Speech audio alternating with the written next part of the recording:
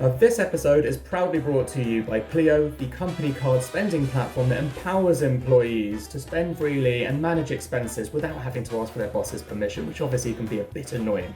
You can check them out at pleo.io, and you can also listen to the interview with their founder, Jeppe Rindom, as he unpacks how he created and scaled one of Europe's top leading fintechs. We're also delighted to have Klaviyo, that's KLAVIYO.com,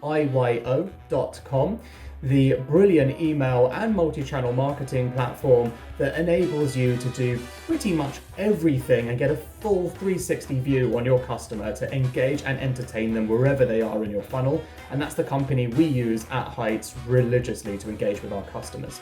Which obviously brings me nicely on to our third sponsor, which is Heights, my own company, a brain care company.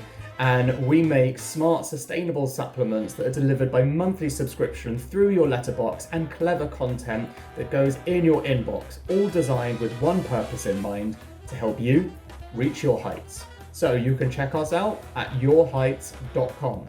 Now, on to today's guests.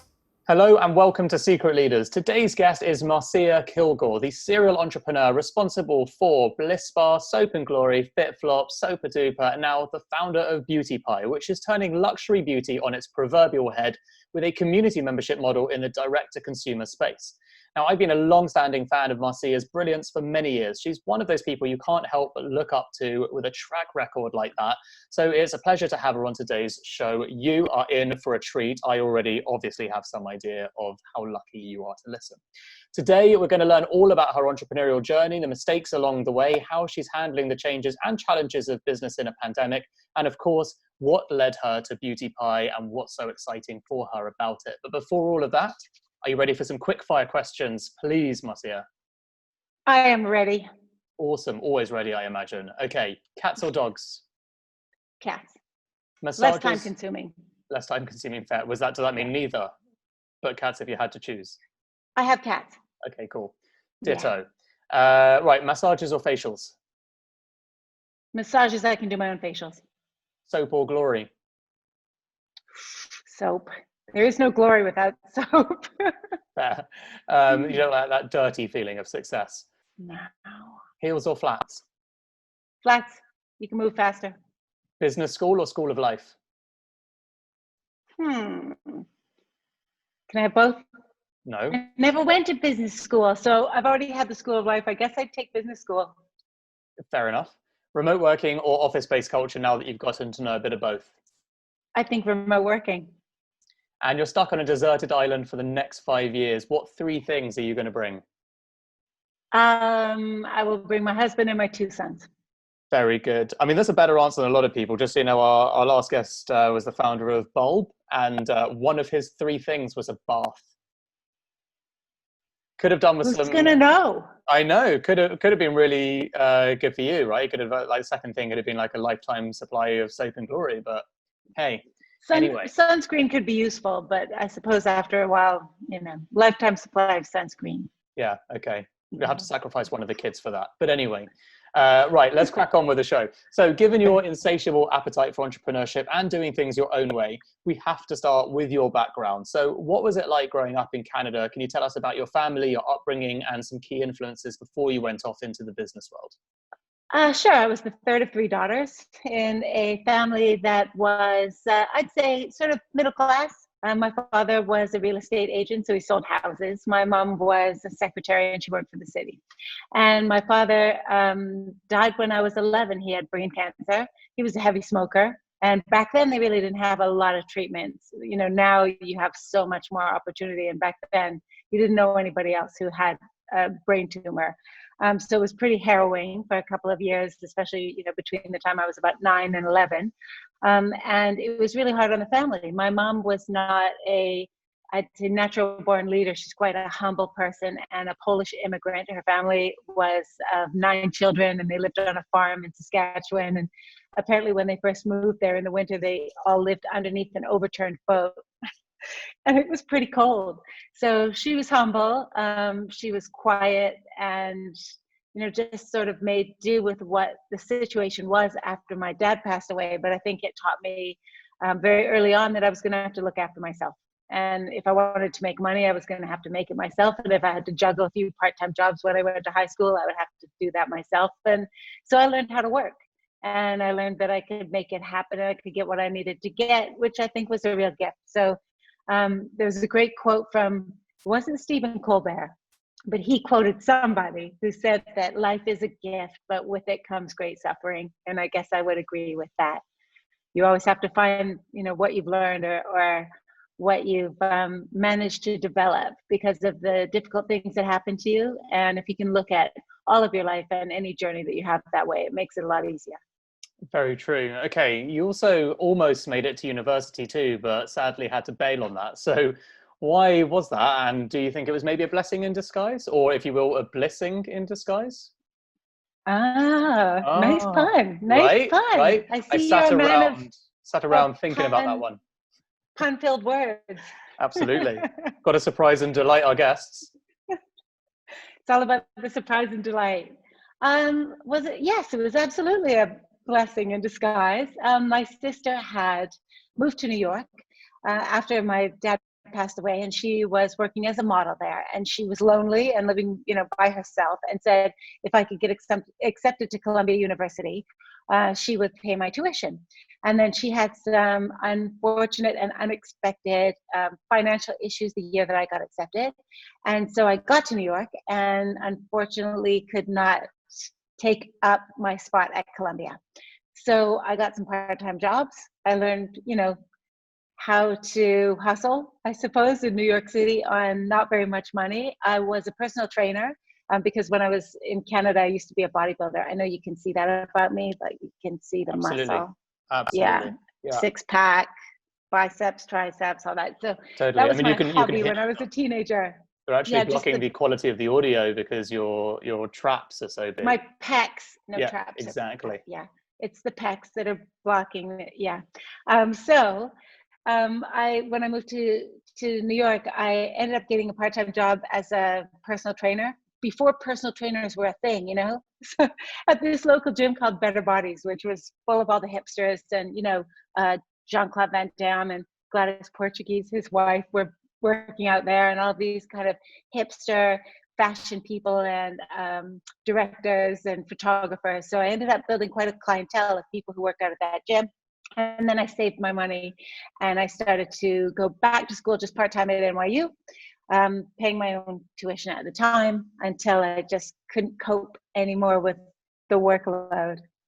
So what was the question? Well, and rumor has it that you actually trained Jean-Claude Van Damme, and the reason he ever got so big and all of his roles was entirely down to his encounter with you. That is false. No, we'll keep that as a secret leader's fact. Yeah, we can have it. I said it. It's okay. You didn't have to. It could be an urban myth. An urban myth, exactly. You heard it here first. Go spread it. Urban myth. Anyway, moving on from JCVD, when did you actually start Bliss? Why? And can you take us through a little snapshot of that journey? So having been a personal trainer where you'd have to get up at 5 o'clock in the morning and kind of work through and then have a big break in the middle of the day when people are at work and then work very late into the evening, it was quite exhausting. And I realized probably 3 years into it that I couldn't keep that up and manage to go to school and, stay awake and cope for any long period of time. And having done that for many years in New York, my skin was actually quite a mess. So one summer I decided to go and learn how to give facials to just fix my own face because I had bought a lot of different products and kind of tried every permutation and combination and nothing really worked. And I had also been for a facial at one of those Romanian facial places on the Upper East Side, which had a really great reputation, but I had saved a lot of money out to go and treat myself after a final exam that I took when I was taking part-time classes at NYU. And I left feeling really ashamed of my face and kind of, not like it was a real treat to go for a facial. So I decided that I would try to pivot. I guess, back then it wasn't called pivoting. Yeah, it was called, I was wrong. Let me try something else. Well, I was exhausted. Let me try giving facials for a living instead of doing personal training and running 8 people around Manhattan for, 80 miles every day. So I learned how to do treatments and I started to do facials on some of my personal training clients. And then I slowly gave up some of the, more and more personal training, and ended up getting a little studio where I could do facials and body treatments and waxing and all kinds of beauty treatments on clients who were not only my former personal training clients, but then people who were recommended to me from them. Now, that was just called Let's Face It. It was in a tiny little room on Lafayette and Spring Street in Soho. And I got, fully booked after probably a year and a half, and realized that I'd have to move into a bigger space and train other people how to do the same thing. And then we got fully booked there after about, again, 2.5, 3 years. And that was when I opened Bliss. So it wasn't an instant thing. I kind of organically grew the business, and then trained more people to do what I was doing, and then organically grew that business. We had a lot of celebrities who came in, a lot of magazines. Remember magazines? They would write about you. If you ever got into a magazine back then, one little blurb that was one paragraph long, and your phone would be ringing off the hook for months. So very different now, because media is so splintered, and you have to, be in so many different places at the same time. But it was, I guess, not easy back then, because you still had to do something that was magazine worthy, but it was a lot more focused in terms of where you got your press from. And how old were you at the time of just before setting up Bliss Spa? 26. Yeah, so there's a lot of experience, and there's a lot of school of life for someone that didn't go to business school, but like learning on the job and stuff. And so I guess by the time you start Bliss Spa, how confident do you feel at that point about knowing what you're doing, and how surprised were you, I guess, by the end of how little it might seem that you knew? Well, I guess what we were doing, which was making these types of treatments really fun and modern and less intimidating for the average customer, was so new that I never thought that somebody else might be doing that better than I was, or that I didn't know what I was doing, because nobody else was doing it.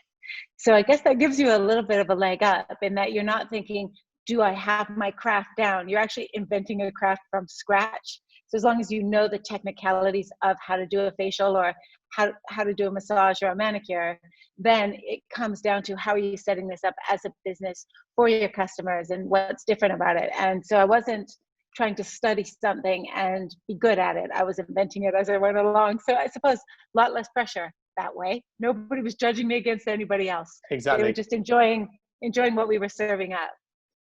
So at the beginning of it, I guess I felt, pretty confident. We had a lot of very influential clients.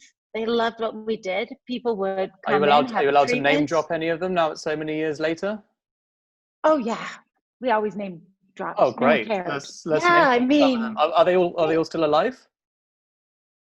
Oh, I don't, I haven't checked up on them all lately, but Really yes, depends how well probably a you were lot doing of their them. facials, right? I mean, if they were all 80 and you were making them there look were no 40. terrible accidents. Yeah.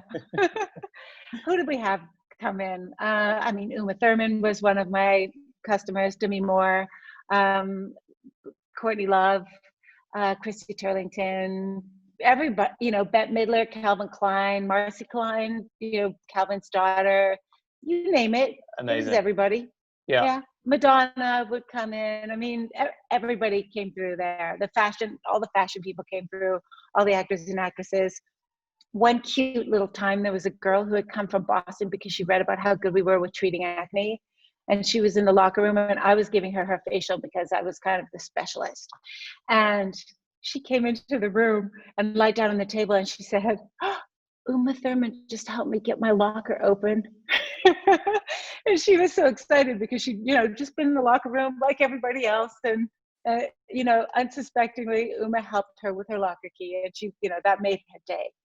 And then I proceeded to torture the poor girl, but we had to clean that face up. So you really did, right? And, it was full of good times. Exactly. And that is the story of how you met Demi Moore. So yeah. Well, I have another good story about her, but we can go on and on with all. Go on. No, we only have an hour. Yeah, all right, fair enough. Yeah. Okay, we don't need to milk it. I think one of the more interesting things that are perhaps relevant to this listenership, other than my gossip-centered desire to listen to your celebrity stories, is probably how you ended up selling that business. And as I understand it, you started off by selling a stake and then the entire business. So can you take us through the process? Sure. Well, back then, I never really built a business in order to sell it. I never thought of it that way. I just built it because it was growing so organically. We really didn't have a choice. So when I had my little business, which was 3 treatment rooms before Bliss, we had a waiting list of probably 2 years. So if someone would call and try and get a facial, they couldn't come in for 2 years. And people were starting to get really angry about that. So customers were kind of fed up. And so we kind of had to expand to the Bliss Spa, which was 10 rooms. But we had an article in Vogue. And again, you get an article in Vogue back then, suddenly we had 10 rooms, but we were booked for about 18 months. So it actually didn't help that much. And what I found myself in was this cycle of building something, just like Kevin Costner in Field of Dreams, right? If you build it, they will come. Well, we built it and then it filled up. And then we built a bigger one and then it filled up. But it kept filling up so quickly and people kept rebooking for 6, 12, 18 months in advance. It didn't solve the problem. And so because of the way taxes work when you make investments, I would invest all the money I had, but then I have to pay tax on that investment. And I kept ending up broke, despite the fact that we were incredibly successful. It was always going into to building and a bigger and bigger opportunity. And it seemed like to keep customers happy, I didn't have a choice except for to do that. So around 1998, I suppose 2 years in, and we always had people kind of, coming in and checking us out. And you knew the competition were coming in for treatments. We had 3 different businesses come to kind of woo us, I guess. One was Shiseido, one was Estee Lauder, who was also starting Creme de la Mer at that time. And then there was LVMH. And so they were all kind of maneuvering around, talking about how they'd really love to have Bliss as part of their portfolio, what they would offer, et cetera, et cetera. And I guess at the time, the Shiseido offer was not something I was that interested in because it wasn't what I wanted to do, just from what they wanted to put me in a studio to make products and be creative. And I actually wanted to work with people because I really loved working on people. Estee Lauder wanted to turn us into a Creme de la Mer spa, which I didn't understand the whole concept of, why would you do that? Because we've got Bliss and it's such a popular concept. Why turn it into a Creme de la Mer spa? And then LVMH flew me to Paris on the Concorde, took me down the Champs-Elysees, took me to the Dior store. I got to try, it was a very fabulous, but we had lunch and dinner in Paris. And I'm 29 years old. I came from a, poor kind of background where I had been insecure since I was 11 because of the death of my father and having, 2 nickels to scrape together if I was lucky. And suddenly, that seemed really exciting. It was kind of, wow, I could actually maybe not worry about money anymore. And it was probably the first time in, 18 years that I thought, well, it could be kind of nice to have a partner because I would have some money in the bank and not have to worry about it every day. And so in 1999, LVMH bought 70% of Bliss and I kept 30. And there was a big paranoia. Will I still be able to be good at what I do, given that I have honed my craft under a situation of being, dead broke for so long? Will I still be capable if I have a couple of dollars in the bank? I actually didn't know if I'd still be able to do it. And even back then, we had a mail order catalog. Before the internet, we had a mail order catalog, and I would write all the copy for it because I couldn't afford to hire someone to do it. I had a client who was an illustrator and another client who was a still life photographer, and they did everything for the catalog really inexpensively, and then I wrote the copy. And I was really worried because the catalog became quite famous back then. I was really worried I wouldn't be able to write funny copy anymore. And I remember the day that the bank transfer came in, I sat down to write some copy and I could still do it. And I was so relieved because you just don't know, right? It hadn't changed as much as you thought you might. Sure, Yeah, I was you were really writing worried that about copy that. in the back of a Ferrari, obviously, but because you've got the bigger one and your chauffeur was driving it, but you were still able to write the copy, and I think that's what matters. I was actually in a warehouse in Brooklyn, but same thing. Who needs a Similar, Ferrari? similar, Yes, yeah, similar. exactly, Yeah. yeah. To be fair, a warehouse in Brooklyn's a much better investment over that period of time. We really Should have got kept into it. Dumbo at the right time, Yeah, I have really. to say. It was a dollar, I think it was $1 per square foot per year, the rent, which was like nothing. It was great. And now Dumbo, which is down under Manhattan Bridge overpass, we were kind of the first company to move into Dumbo, except for the developer. And now it's, the hottest place around. So Actually, pioneering. like a caveated question almost to you is, like, have you made savvy investments like that over the period of time, or have you always just invested back in yourself and into the brands? Because obviously I know that is what we're going to come on to, but seeing as we're talking about getting a warehouse in Dumbo, do you happen to be a property genius as well by good fortune?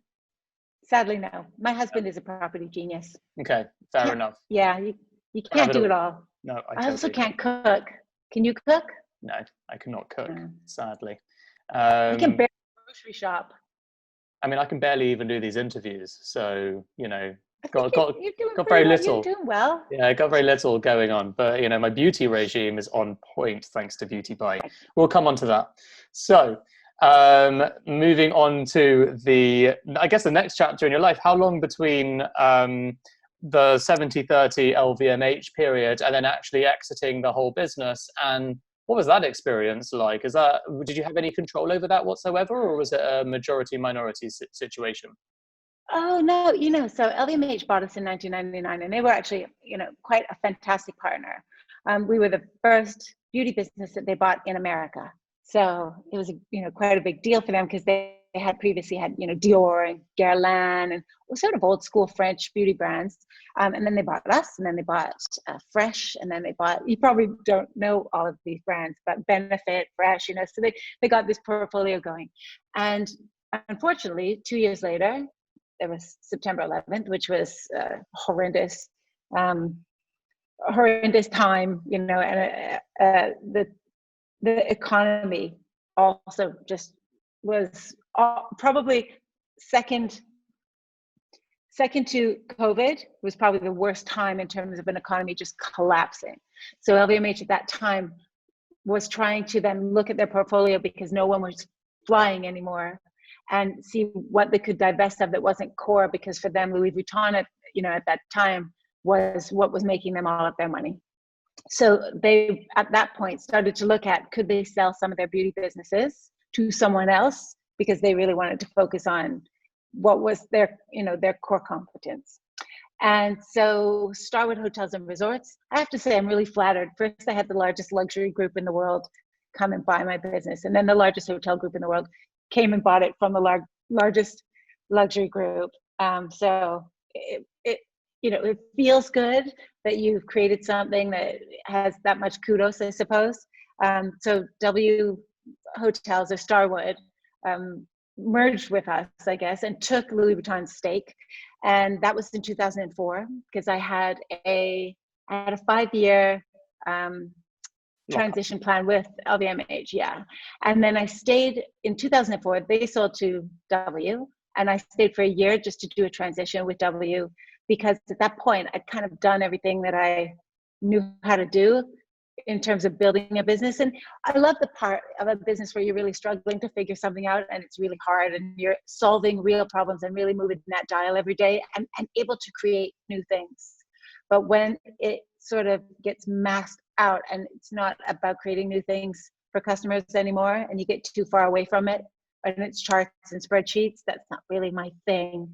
So W put somebody in charge of the business, and I sold my sub to them in 2000, I think it's 2005. And they took it on and, continued to run it until, I don't know, actually, I kind of lost track. But now, here's the funny part. They then sold it to Steiner Leisure, which has LMS and a few other brands. And then Steiner Leisure sold it back to L Catterton, which is partially owned by Louis Vuitton. So it's a circular journey. It's gone all the way around. Are you basically just trying to make enough money at the end so you can just buy it back at the start and be like, it's part of your own beauty regime, you can feel like you're in your 20s again in like a psychological weird way? Yeah, no, but You're it not. is flattering, it is flattering to see that, these big companies, it still has something that's appealing to a lot of big companies. And that's actually quite a great testament, not just to the brand that you set up, but actually to the management teams that have continued running it over the years, because that's super challenging anyway, once the founder leaves and the culture completely changes. So that's quite impressive. Well, we trained, every single person who did treatments there. There are a lot of people still there from, the year 1999 or even 1996. There are still people who work there 25 years later, facialists, massage therapists, manicurists, some of the management team. There's a rumor that Uma Thurman's still in the locker room. So she might be. Head that on down. Send everybody flying it. Yeah. Okay. So that's 2005. How long until you moved on to Soap and Glory? Well, okay. Soap and Glory did launch in the end of 2006, I believe. I'm really terrible at remembering dates. I am too. It wasn't more than a year. I was hoping you'd be better, but okay. So it wasn't more than a year. It wasn't more than a year. And what was the period between that and exiting to Boots, and I guess the bit in between, which is where did you set it up? Why? Well, I was in London. Why were you in London? So we had opened a Bliss in London. So we were going back and forth. I'm Canadian, right? So I'm actually more of a Londoner than an American. My husband is French. He had aging parents and he wanted to be in Europe. And I really loved London because when we moved there to open the Bliss, which was in 2001, I believe, we just loved it. It's such a beautiful city and it's really, it's very human. And we thought, what, this is a great compromise. We've done the New York thing. New York spas were running themselves at that time and we had great management teams and great people in there. So it didn't really require us to be on site, but the London spa really needed me to be there more. So we decided to do a stint in London. And my son Louis was born in London in 2004. And then Raphael in 2006. And I launched Soap and Glory, I believe, in 2006 at Harvey Nichols. And it was supposed to be a hobby because Harvey Nichols was, down the road. And I thought, oh, this would be great. I'll just do some products. It can kind of be a hobby. I want to, stay in the game because I love working and I love manufacturing and raw ingredients and formulating and marketing. It's just very fun for me because it's a community, right? When you go to work, it's just a lot of fun people and it's mentally stimulating. But I did think it would be a small project. And then Boots approached us about rolling out into maybe 300 doors or something like that. So I thought, well, why not? It wasn't really a small hobby anymore, but within 2 or 3 years, it started to become a monster. A lot of people probably remember at Christmas, we would always have this giant pink bag. Christmas, we would sell hundreds of thousands of those giant pink Soap and Glory bags in the week before Christmas because they were a really great deal. And it just became kind of like the pink brand that ate the UK. But it was really fun and really interesting and a real learning to be working along with a big mass retailer like that because I'd never done that before. Of course, I'd worked with Sephora and with Neiman Marcus and Nordstrom's and those kinds of retailers, but never a giant like a Boots. So learned a lot from that. And how did you grow that business then? Did you take on investment? Did you do it all yourself? Was it early strategic money from Boots? So I owned the part of it that distributed to Sephora or to the smaller retailers, and then we licensed Boots the rest of the business. So we would create all of the product, we would do the specs, we would do the packaging, we would do the marketing, we would do the PR, we would do the social, and then Boots basically would buy and merchandise their product. Right. So that I didn't have to own all of that product. Yeah, and which what it's like when you own a lot of Boots product. As well is like basically your marketing campaign as well, especially when your branding was so vibrant. Yeah, we had to keep, a real hold on that to make sure that it didn't get watered down. I found that if you have a brand that everybody loves, it's really flattering, but people like to then have a say in what it looks like, and you have to be very careful because You can't do it democratically. There's a great saying, one of my favorites, and maybe sensitive but timely. Search the parks in all the cities, you don't find statues of committees, because you can't have a whole bunch of people when you're trying to create a brand. You can't have a whole bunch of people and be trying to respect everybody's opinions, because then it's not a brand, then it's a committee. So Totally. And it would be really embarrassing right now for people to be tearing down statues of committees anyway. So at least if there's one central figure to blame, you get the glory too. much But it works both easier, ways. much easier. Yeah. What were the really tough or stressful moments that maybe you hated living through with Soap and Glory specifically? How long was your journey with there, and can you shine a light on some of those? Let's see. So 2006 was when we launched, and it was sold to Boots in 2000, and I think it was 2014. I think stressful. That's a tough one. I'd say I'm not very good at explaining myself. If I feel like something is right, there's a gut instinct, but I can't necessarily explain on paper, nor do I find it to be a great use of my time to have to explain maybe to a group of junior buyers or people who don't have the same gut instinct why this might be a good bet. And I'm not necessarily good at explaining something with charts and paper and data, especially if there's no way to get data because it's something you haven't done before. So when you're going out into the void and into something new, it's really hard to back yourself up. And as we all know, most ideas, you can do a lot of work and you can do a lot of research and have an idea. It doesn't mean it's going to make it anyway. So if you have experience, and I guess I go with Ray Dalio, who is one of my heroes. Oh my God, right?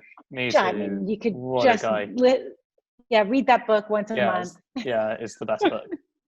It's the best book. Also, And you it only just really need talks to read it about- once, and then you can go. The best thing about the book is you can just reference the bits you wanted to remember at that time because it's like an index. It's just brilliant.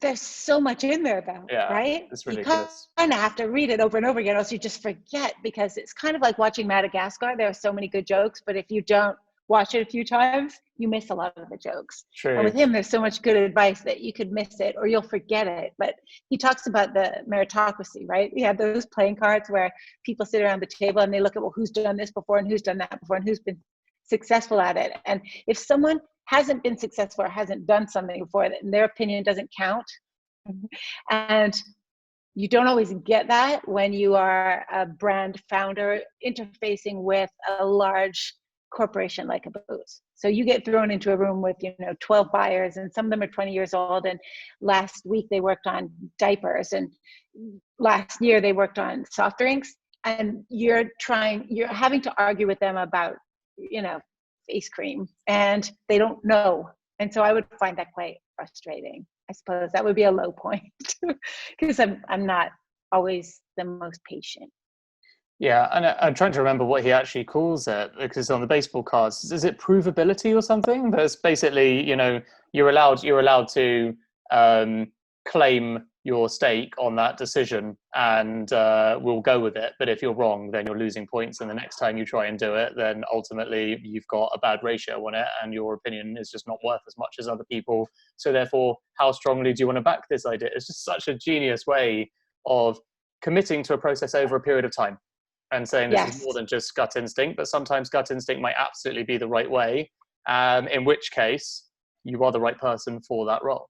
I guess in your in your case, in pre-Dalio, really sharing all of this through principles, it is more of a follow me, I'm the leader.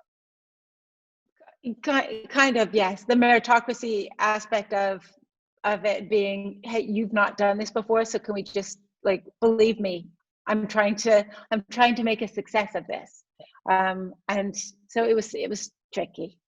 So do you reflect on that period? So it sounds like you're reflecting on that period, like you had sort of original insights into leadership challenges and leadership decisions, and almost maybe not self-doubt, but just concerns around culture and how people will see you. No, I didn't have so many concerns around how they would see me.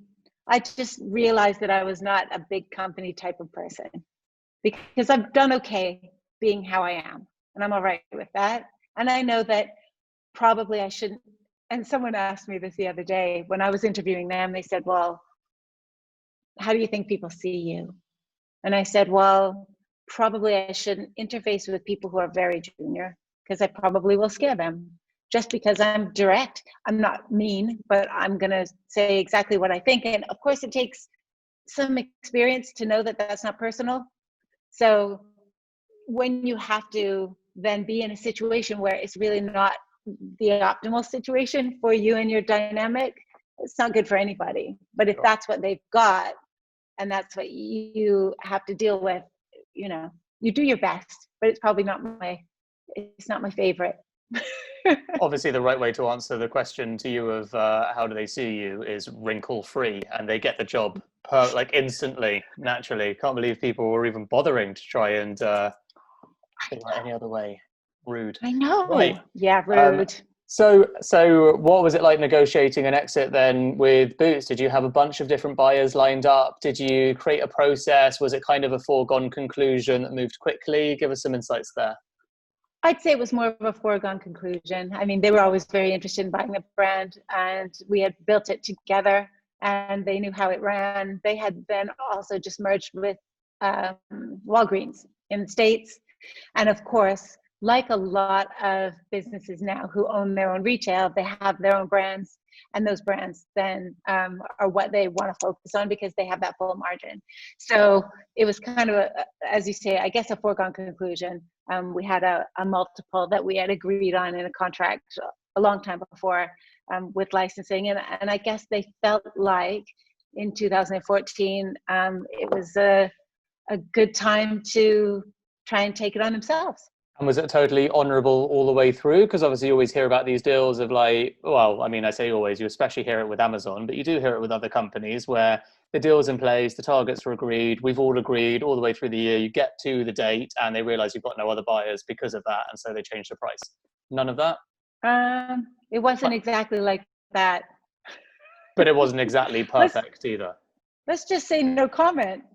Very good. We'll say no comment. Okay, that says plenty. But it's a shame because it does. You know, this is a very common thing that does happen. And I think one of the interesting lessons we do hear from a lot of our leaders is, regardless of everything, if you don't have the corporate tension at an exit, then you know, like, it's like any negotiation. You don't really have very many balls in your court to play.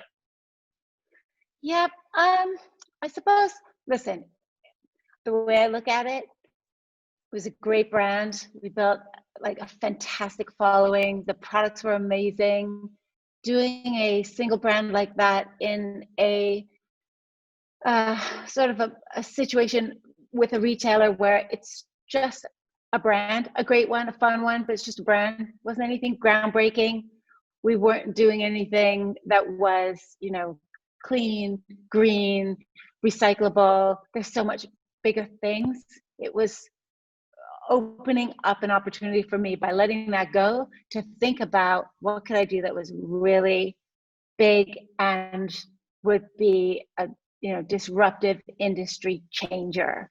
And so if I was still worrying about Soap and Glory's social media posts right now, I wouldn't be doing Beauty Pie. And Beauty Pie is such a much bigger, more challenging, exciting thing. So I guess they did me a favor, and I did get some money out of it.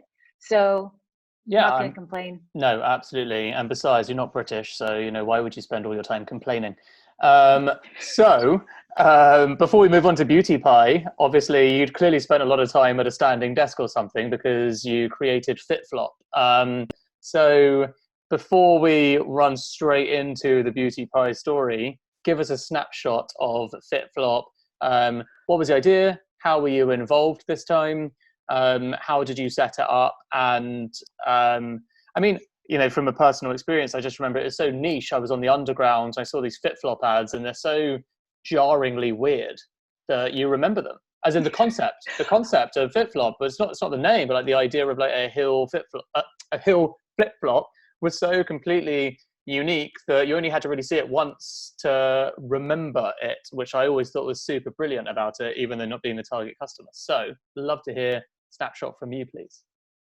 Thank you. And I'm so flattered actually that you remember those ads. We had like they're an super amazing photographer memorable. too, and they were really bright colored and great copy. And yeah, that's fantastic to hear. Okay. I was once at a conference and someone was giving a speech and he said that the limits to what a beauty product is are only in your imagination. And I remember walking my son to school. It was just like preschool. I think he was probably 2 or no, he must have only been about 2 because we launched FitFlop in 2007. And my feet have always been kind of wide, high insteps because I was an athlete and I was a gymnast when I was younger. You know, they don't fit every shoe. And I did love my sort of designer sandals, usually flats, but I would often walk him to school, like his little preschool, before I would walk over to the Soap and Glory offices, and my feet would be coming out of the back of the shoes, or they were just all horribly uncomfortable. And I remember thinking, yeah, because someone could invent a shoe that could kind of align you, that was sort of a bit of a workout. So when you're walking, your joints are being aligned and, you know, kind of like doing yoga while you're walking. And I started to just research because, of course, I was doing Soap and Glory at the time, but I also thought it would be really interesting to be able to do a shoe that had all the different benefits and kind of, you know, beauty from the feet up, right?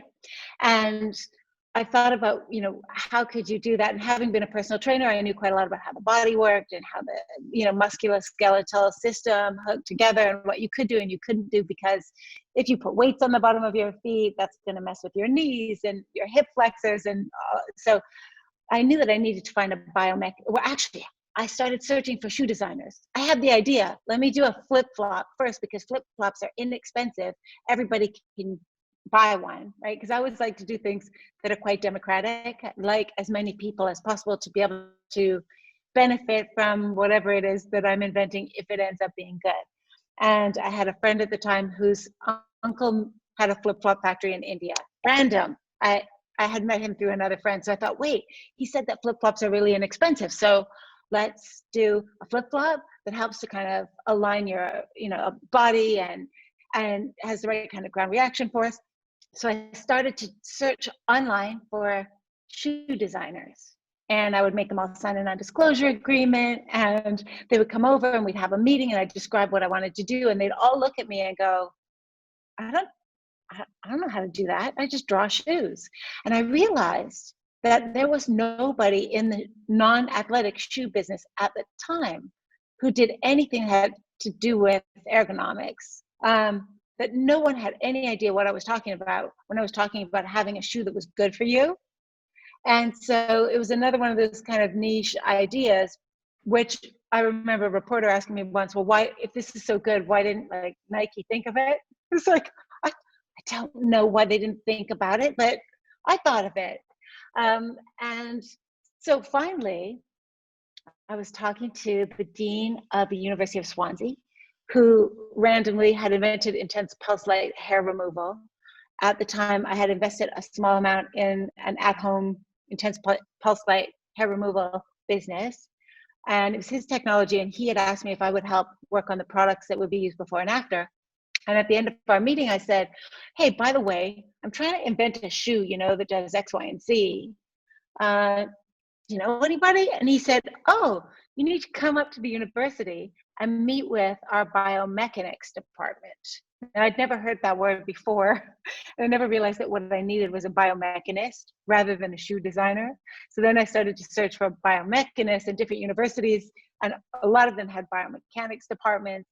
And then I found somebody, I mean, that was another bunch of train trips, right? Because not everybody, even when I tell them the idea, they'd say, well, we know how to test shoes, but we don't know how to do a shoe that does that.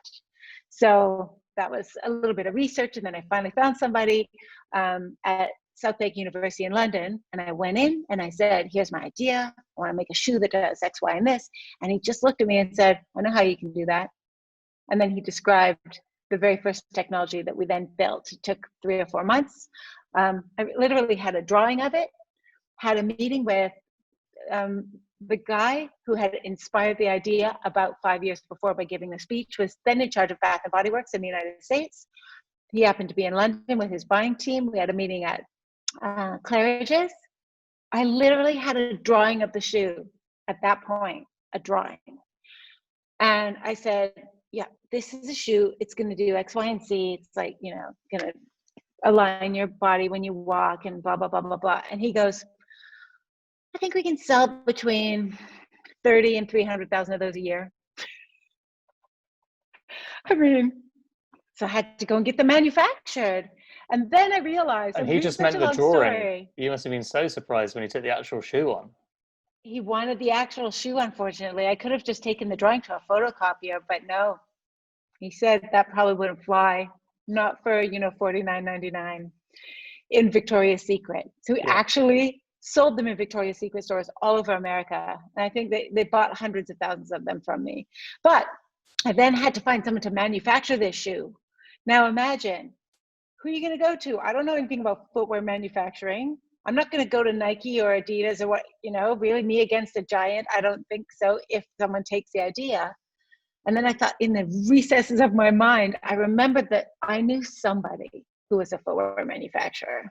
I'd heard it somewhere in some meeting. And then I realized that the company that made Sexy Mother Pucker, which was the lip plumping gloss for Soap and Glory, when I had gone out to their lab, which was in, I believe, Trowbridge or somewhere like that. I mean, there are all these places that don't even know where they were. How I got there, I can't even remember, but we had a meeting and they gave a whole presentation about how they were, at the time, it was called LF Beauty. They made this product. They had a sister company, which actually did footwear manufacturing for Marks and Spencer. And then they had this company and this company. And I went, oh, wait, I can ask them. They do footwear manufacturing. So they hooked me up with one of their designers. We did this joint venture where they were going to source the product. I was going to buy it from them. They were going to then, according to the specs of the professor at the university, and then they gave me a designer and we designed, the uppers, and a FitFlop was born. So it was super exciting, actually. How long did it take, that whole process, from start to selling your first 1,000? Oh, well, okay. We probably about 2 years, maybe, or 18 months. But we had to test them, of course, to make sure that the claims were right. And we tested them at 2 different universities to make sure that we had backup. And we sold when we finally got them in, I think I took, you have to take a flyer on some of this stuff.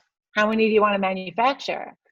So I said, well, I'm going to be really sorry if I don't manufacture enough of them, right? Because then we're going to sell out and it's going to take a long time. It takes a long time. You got to make a midsoles. They were triple density, which is a very complicated procedure because some of the EVA is harder and then softer and then middle. And so I think we bought 30,000 for the US and 30,000 for the UK. And I emailed Sweaty Betty at the time because I thought they were great, right? And it was, Sweaty Betty was not new, but sort of new. And I said, look, do you want to buy some of these? We're inventing blah, blah, blah. And they said, yeah, okay, we'll buy them. And we're going to we'll buy 400 pieces, right? And so they sent out an email. And this was, back in 2007, they sent out an email and got 3,000 orders from one email. So I then called Bath and Body Works, and I said, okay, I think we need to up our orders because we're pretty much at Kings Road Sporting Club, which was like the hot place at the time. Now it's a Lululemon, and Sweaty Betty, and then totally hot place. And I remember us being on the cover, so online, the Sunday Times, actually just the Times online. There were 3 top stories. One was a flip-flop that tones your bum or something like that. Underneath it was Putin on why the West should be more worried. And then the third one was like Tony Blair gives his advice for blah, blah, blah. And literally for 6 or 7 weeks, FitFlop was the top story on the Times Online, which was just genius. I do feel sometimes like Forrest Gump. Have you seen the movie? I have seen the movie. I was just thinking, as great as that is, and I'm excited for you, I mean, people should have taken Putin more seriously than FitFlop, and, maybe it'd be in different times.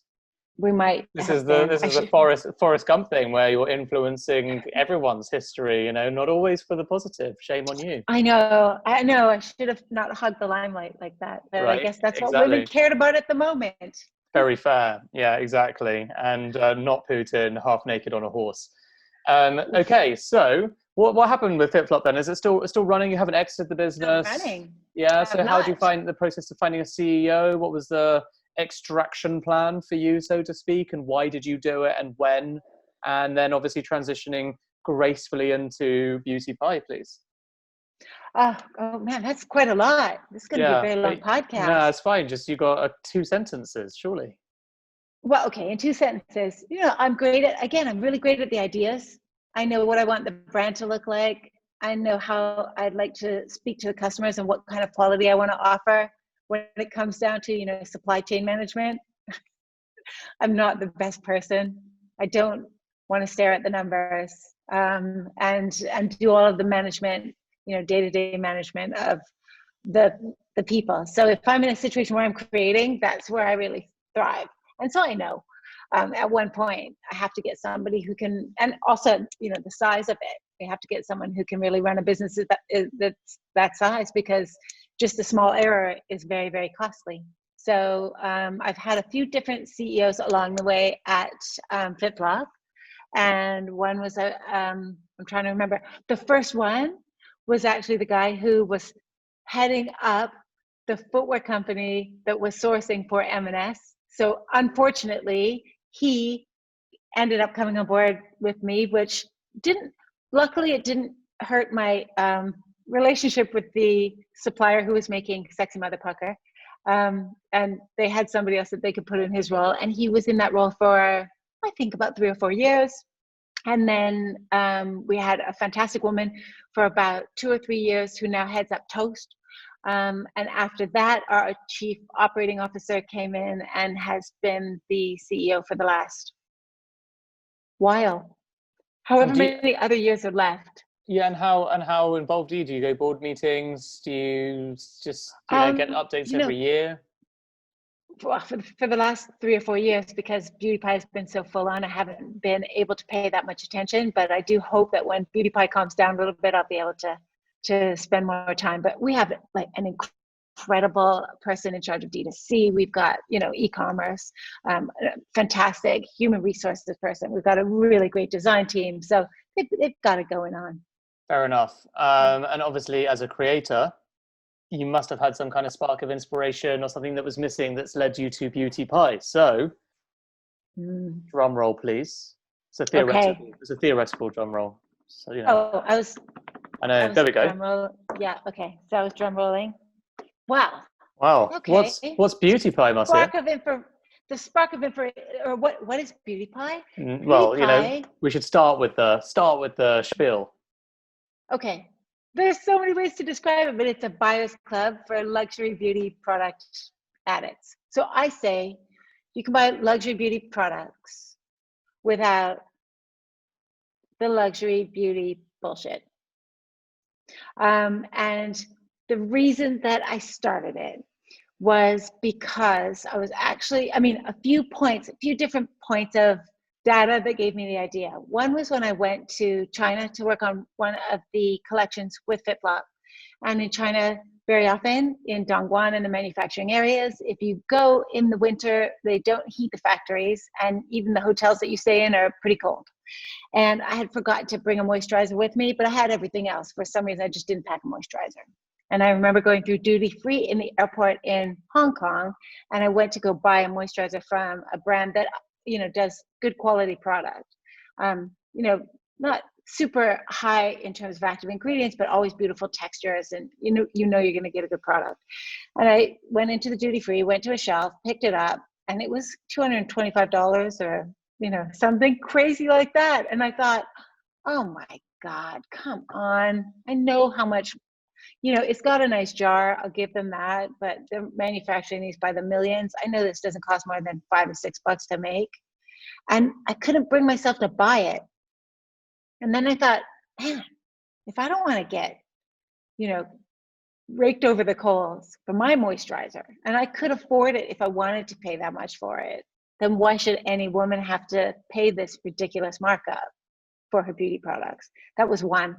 And then the second one was when I was kindly invited. So normally when you are a cosmetics brand, you will have labs that invite you to their open days to show you all of their new, their new inventions. So it might be a new texture, a new lipstick, or a new moisturizer with a new combination of active ingredients. They pretty much do all of that background work and then present you things that are pretty much finished. And then you can go in and improve or change or add different active ingredients if you want to. But with color cosmetics, you normally don't, because they're usually quite beautiful the way they are. And you'll have expensive, medium, and mass, but the expensive quality stuff really isn't that expensive. And having sold Soap and Glory and not being in the beauty industry, it was really kind of one of these Italian labs. It was really an elite Italian lab to invite me to their open day.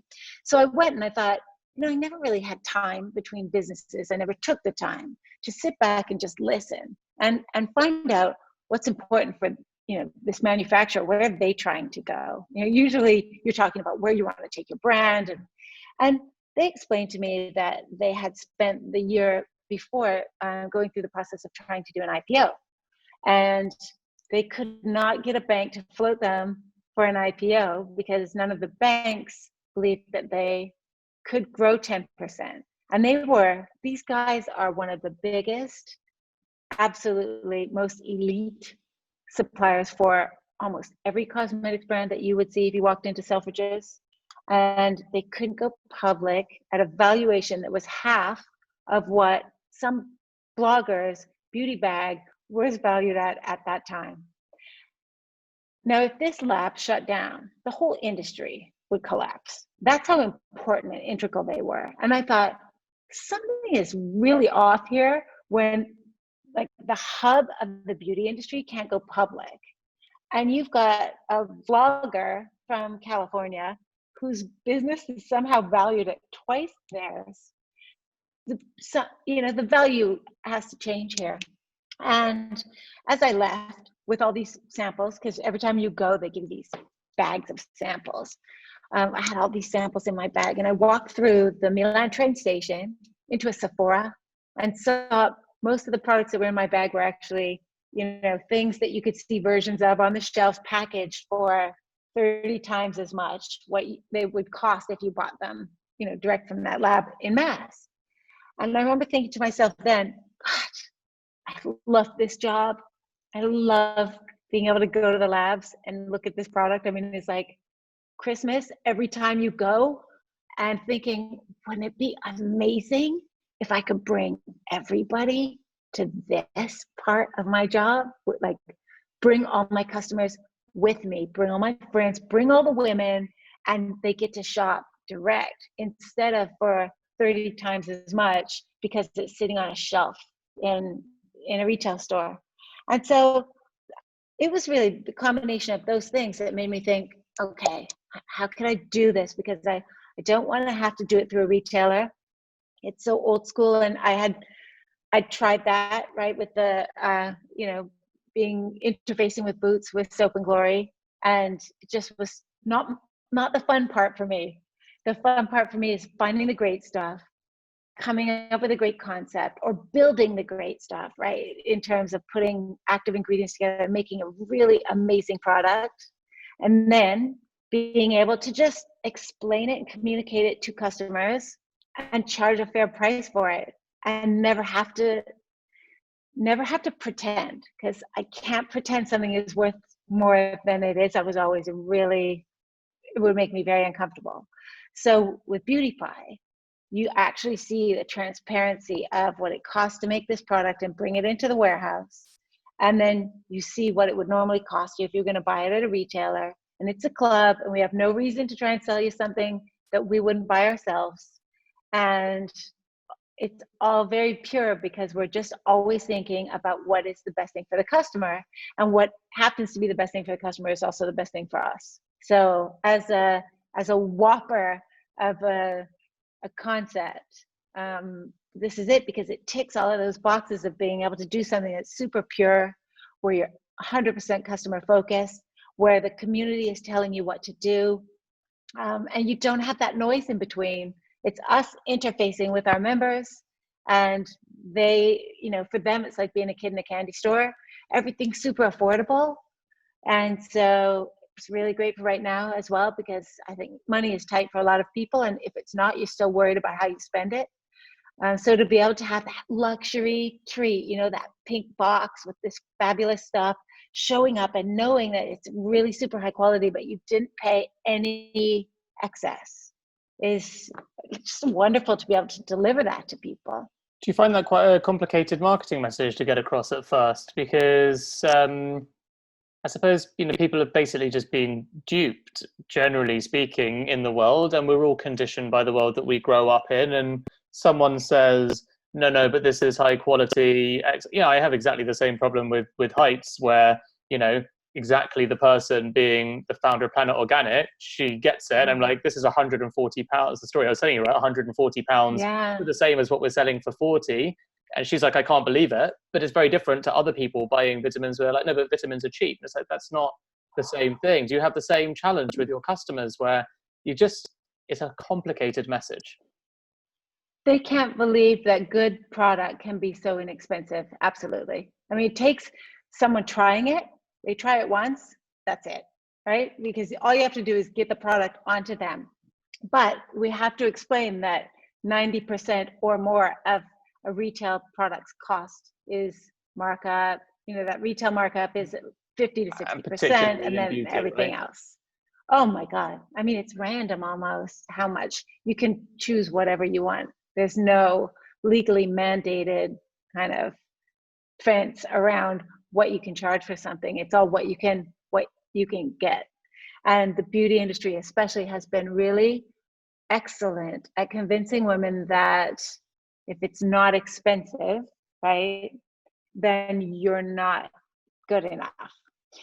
And I mean, I was thinking about it, but I probably can't say exactly what I'm thinking. But there's one particular tagline from one particular French company that tells women that they should spend a lot on themselves. Yes, we would hate to say L'Oreal because you're worth it, because that would be awful coming out of your mouth. But my mouth, on the other hand, absolutely fine. Anyway. But that's not even saying you deserve to take care of yourself. It's saying you're worth spending that money. Yeah. And it's like, super clever. Wow. It's super clever, but wow. We should take care of ourselves, but we should get the best deal possible. And so, there's a lot of unwinding that has to go on there, but I just think it's a great challenge, and it is something worth doing, because people should not, they should not only feel good if they have lots of money to spend on something. Completely agree. And I think it's really exciting as well to think about, in the beauty industry now, especially, a lot of people, I'm sure you can imagine, I know so much about, but you can see that about you. Exactly, right? But you can like get an understanding that where people used to care a lot about those things, now actually a lot about their own personal brands as influencers is more about demonstrating sometimes virtue signaling and sometimes totally authentically the environment, the transparency, the supply chain. All of these things are as important to people when making purchasing decisions, especially if they're going to talk about it on social media. Some people, of course, right? Some people love to show that they've got the most expensive thing. Also There's still a bit of that tribing going on. Of course. But I have to say another point of, another data point in the concept behind Beauty Pie was me listening to the buyer of Whole Foods or Whole Beauty. So it was, the beauty part of Whole Foods. And this was, I don't know, back in, I can't even remember when it was, maybe 2015. I was in New York at one of the Women's Wear Daily conferences. And she said that a person's personal brand is now much more important than any brand that they buy from. And it's true. I mean, you don't go into Instagram and look at some brand's page for hours and hours. You look at your own and your friends, right? And so you might check in with a brand just to see, we try and have great conversations with our customers to educate them about what an ingredient might do, or should you try this or this depending on your skin type. So it's really value-added stuff, and actually improves their life. I'm very much against what I call mental landfill. because there's so much of it out there, and we're there to educate or to entertain. And I think if you can make somebody's life better by having a communication go out, that's really what you should be attempting to do, rather than just, spewing more stuff out into that landscape. But I absolutely agree with you that it's your brand. You're more concerned about your own brand. So why pay a 1,000% markup to have a brand stamped on something now if you don't have to? Exactly. So I guess the key question for me is, like, obviously you've had this experience. We've understood already that you're a creative person. You don't necessarily enjoy the bits where it starts to get into financial management, leadership, yada, yada, understandably. What do you see your role in this being? Are you like really clear from the offset, like knowing what you're like, that this is like a situation of setting it up, hiring the right management team, stepping back and watching that baby grow? Or do you think you'll be in this for a longer term? Well, no, I mean, I think now what I know is that, there usually comes a time in my businesses where people say, oh, you've got to stop doing the customer interface, and you've got to stop doing the copywriting, and you got to stop doing the naming of the products. And actually, that's what I do.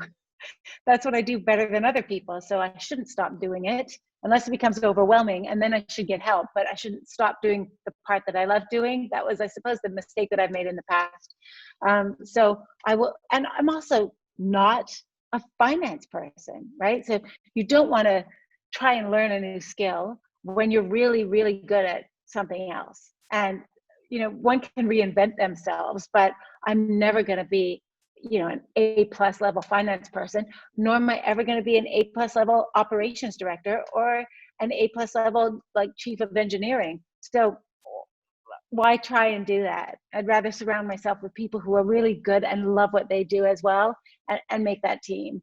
And if they eclipse me, great, right? I think I had a conversation with somebody this morning just about how you have to be comfortable with being irrelevant as your businesses grow. And it's such a hard thing for people to, in any stage of their life or their business, to become irrelevant, because we all want to be important within whatever dynamic that's going on, whether it's a friend thing or a family thing or or a business thing. And if suddenly you hire someone and they're better than you and no one's going to you anymore, you have to be congratulating yourself that you've hired yourself out of a position, because you can focus on what you're really relevant at. And I think that's really hard for people as businesses grow. I'm just warning you now, because when yours like totally blows up and takes off, which I know it has already, but I mean, even next level, then you're not going to be as important at everything that you're important at right now. It's going to be a tiny slice, and that can make people very insecure. But if you go into it knowing the reason I'm feeling like this might be because I'm becoming irrelevant at this, and actually the fulfillment, as Angela Duckworth says, she's great too, right? Oh my God, like we have the exact same taste. This is an aside, we'll take this out in the edit, but I had a whole LinkedIn email conversation with her. She's one of my heroes. I'm like obsessed with have you interviewed her yet? No, I'm planning to. She's like a goddess. She's fucking amazing. I love her. She's now doing a podcast with Steven Pinker, the guy who does Freakonomics. Yeah, I saw. And actually, funny enough, we advertise Secret Leaders on Freakonomics. We're one of their main advertisers. Wow. Yeah. But she said it's so much more fulfilling to be really good and like in depth and have in-depth expertise at one thing, and it's more satisfying than to be a generalist at everything. And all of we entrepreneurs, right? We start out kind of generalists. You're fighting the fires, and it's sort of like playing whack-a-mole, right? And then the bigger it gets, you got to have you cannot make it over to that whack-a-mole way over there. You got to have somebody standing over there, and just realizing that that's okay and that's normal, and actually being really good at your area is eventually going to be much more intellectually fulfilling. You'll be able to connect more dots there. You'll become much more of an expert. It's more rewarding than doing everything in an average way. But I think that's a mental challenge for a lot of people as they grow their business. I completely agree. I'm like gutted that I'm going to have to wrap this up, because already our editor's going to have a fit at me at trying to wrap this up into a timely edit when you've got Sorry. so much good shit to say. But I mean, my final three questions really are: what's been the hardest moment in your entrepreneurial journey, and how did you overcome it? So I guess we'll start there. The hardest moment. I have a terrible memory for hard moments.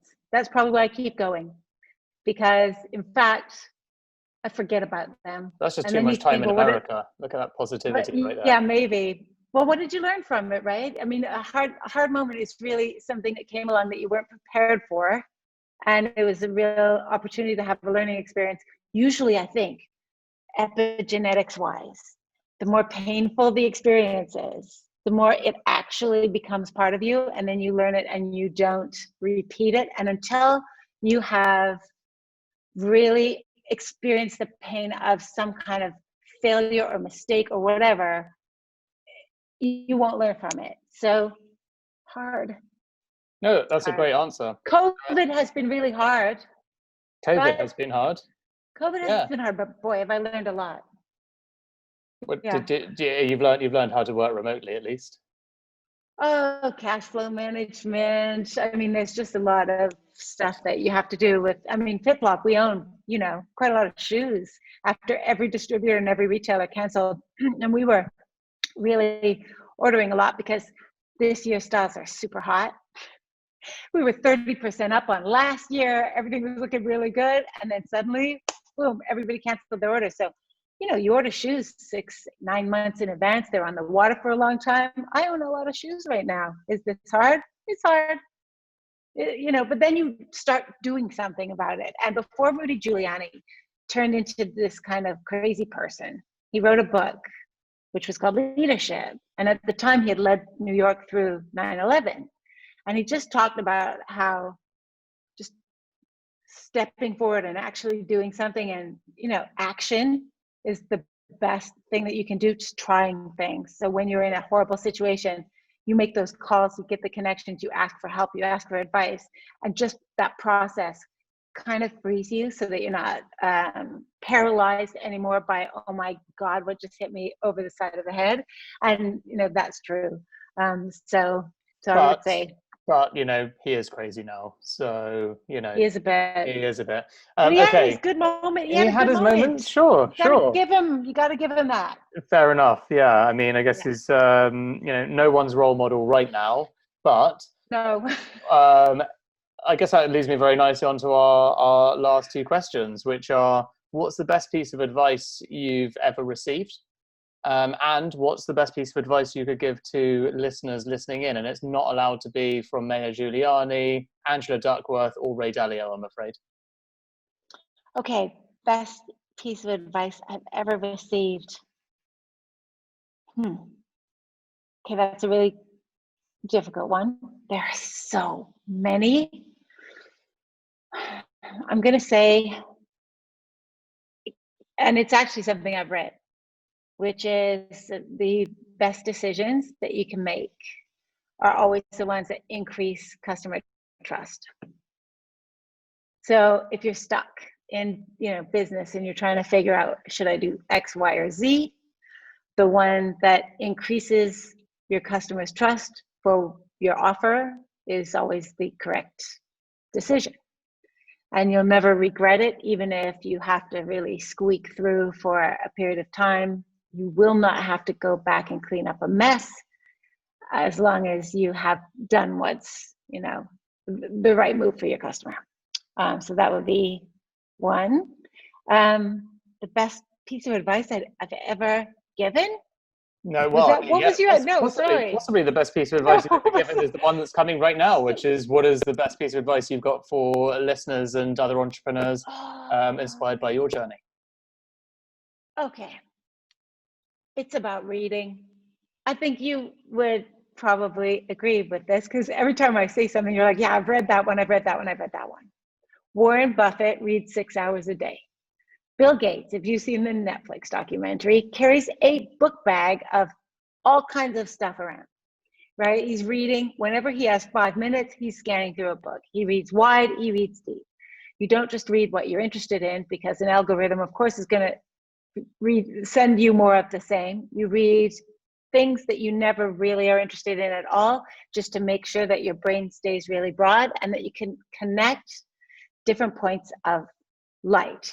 When you're trying to solve a problem, the more information from random sources that you've got in your head that you can connect up to make a picture, and that picture may solve the problem that you've got, the more opportunity that you have throughout your entire career, your life, in any situation. So, read as much as you possibly can, write things down, put up those points of light for yourself so that you can connect the dots and create your unique picture, because that's your unique opportunity. Amazing. It's been such a pleasure, and everything that I hoped for. So you didn't disappoint, which means that every listener is in for a lifetime of inspiration following this. So thank you so much for your time, Marcia. Hey, thank you so much for having me. And I'm going to go sign up for Heights. Fantastic.